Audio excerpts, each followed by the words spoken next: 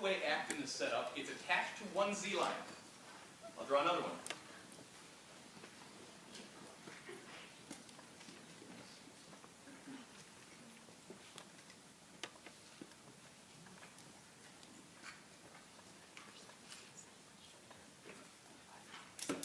They do not meet in the middle. There is a gap.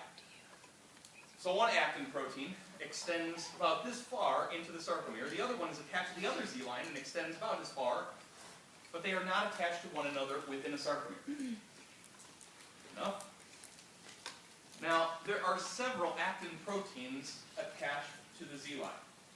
So another one would be like this. Now I'm going to get kind of sloppy about this, but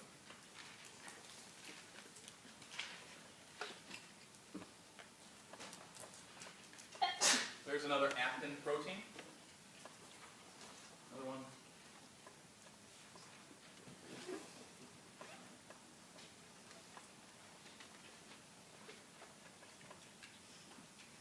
Do one more. Not good.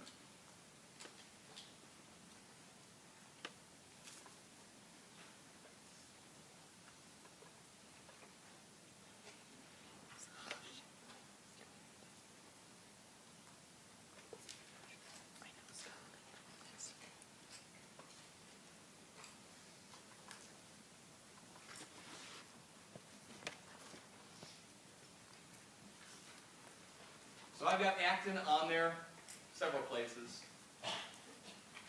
We'll just say this is actin. This is actin. Same with the rest.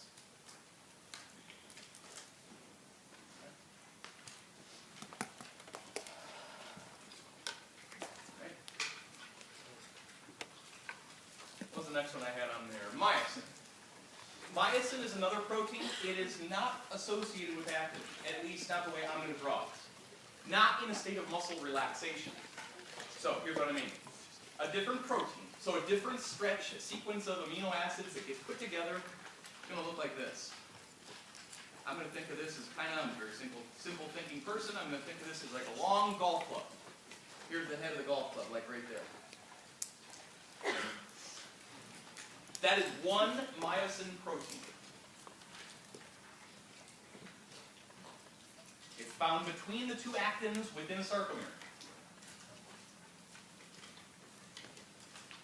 I don't golf, but if you do, I hear you have to carry around a whole set of clubs.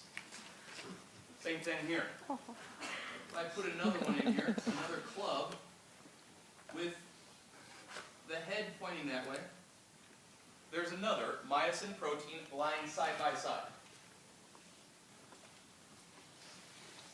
Oh, what the heck? Let's put a 9-iron in there. Let's put this one in there. Like this. There's the head of that myosin right there. Those club heads are called just that, myosin heads.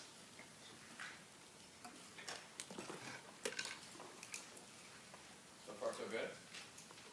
If I throw another myosin in there, except I'm going to orient this one, the golf club head's going to be oriented the other way. Here's what I mean. I'm going to put a golf club head, I'm going to put a golf club in there, and I'm going to arrange it so that it points that way.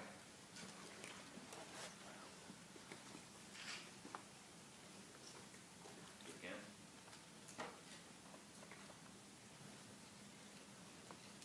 Let me do it again.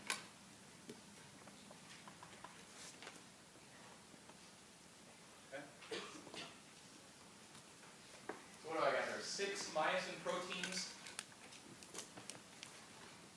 All right? Now you're going to reverse everything that's in your golf bag. Keep these 6, but put another 6 in, but invert them. Here's what I mean. Put the handle here. Here's a myosin, but the head goes this way. Here's another one. Handle's here. But the head is right there. Put another myosin protein in here. And right there. Myosin protein this way. There we go. Myosin protein, there we go. Oh, there. Maybe myosin protein. Okay.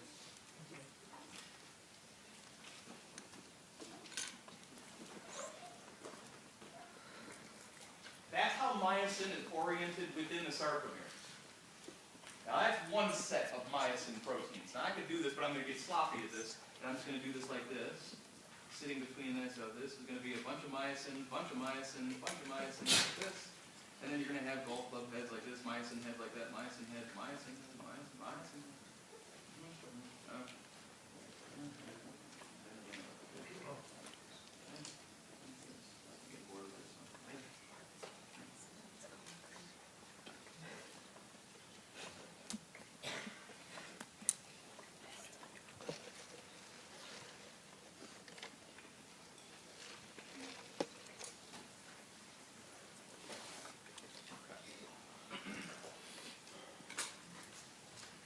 Now if you're just eyeballing this, which one looks physically thicker, myosin or actin? Myosin. So myosin is sometimes referred to as the thick filament. You put all these myosin proteins together, it looks thick. So sometimes it's referred to as the thick filament. So I'm going to write that up here. Myosin, so I'm going to write that right there. I'm going to say myosin equals the thick filament.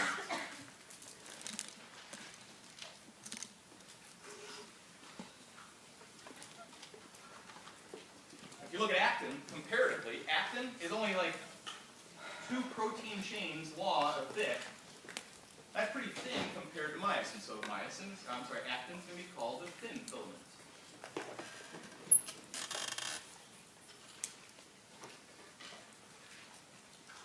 All right. So we've got 2 of 4 major muscle proteins up here so far. But that's not the end. We've got to somehow involve tropomyosin and troponin. So here's how they're set up. Tropomyosin. First. Tropomyosin is a thin little protein that swirls around the thin filament. It's associated with actin. It kind of is like a ribbon and wraps itself around in a helical way around the thin filament like this. So here is tropomyosin. Kind of wraps itself around like this. Wraps itself around like that. Wraps itself around like this. Like that. A thin little ribbon-like protein that wraps around the actin thin filament. Same thing on this side. I'm going to put tropomyosin in here like this. Tropomyosin, tropomyosin, tropomyosin.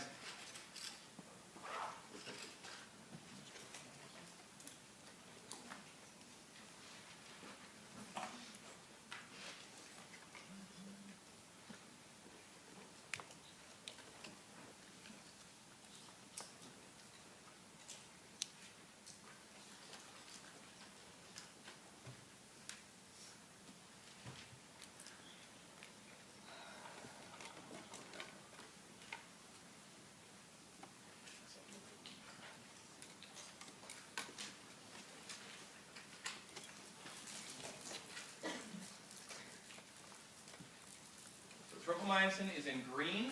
It's a thin little protein, wraps itself around the thin filament. One step closer to figuring out how this all works. How do we get muscle contraction shortening based on this? We've got one more protein to involve, and then we're almost there. Almost there. This last protein is called troponin.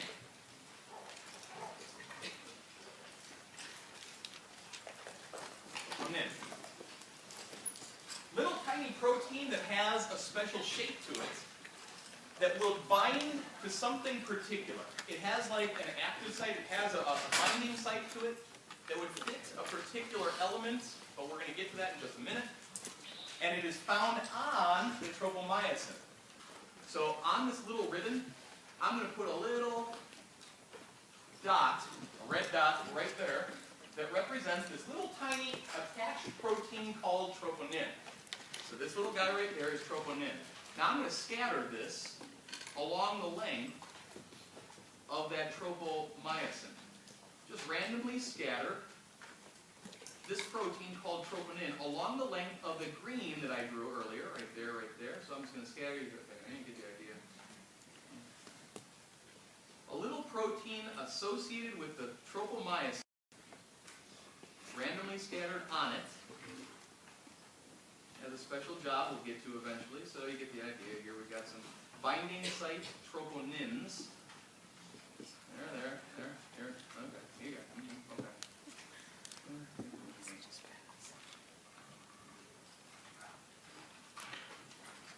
Alright, these are troponin proteins.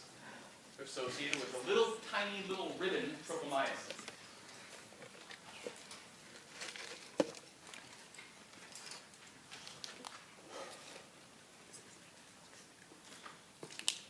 Those are the major proteins in a sarcomere. Now if I had another one of these, if I could repeat this, in other words, have this and draw another one right here. I'm not going to, but you get the idea. If I have this and another sarcomere right here with all those components in it, all 4 proteins set up the same way, right here. And then down the line, another one, and another one, and another one. That's the length of a myofibril. It's repeating sarcomeres down the length. This is one sarcomere that's repeated down the length of a myofibril. Okay, 2 more things that we need to get this thing to shorten. 2 more things. They are not proteins, though. We need a good source of this. What's that? Calcium. Calcium ions.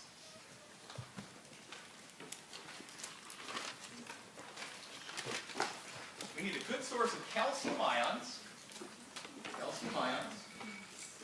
Calcium ions. Calcium ions.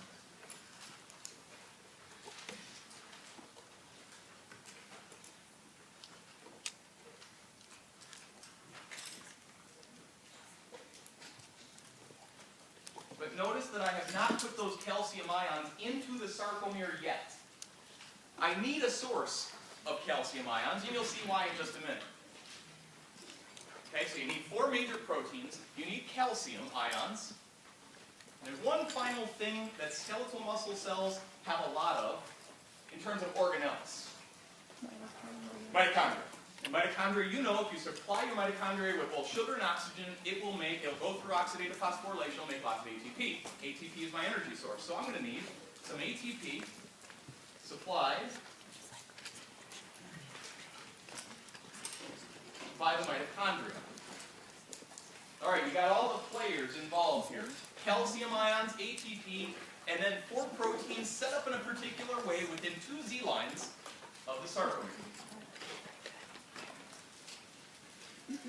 I'm going to store these calciums in kind of a cousin, a relative of the endoplasmic reticulum. Now the endoplasmic reticulum we've talked about. But muscle cells have like a specialized endoplasmic reticulum that will store calcium. So I'm going to put these guys into a storage container. And when I need that calcium, it's found in this storage container. So let me put a name to the storage container. Storage container's name is the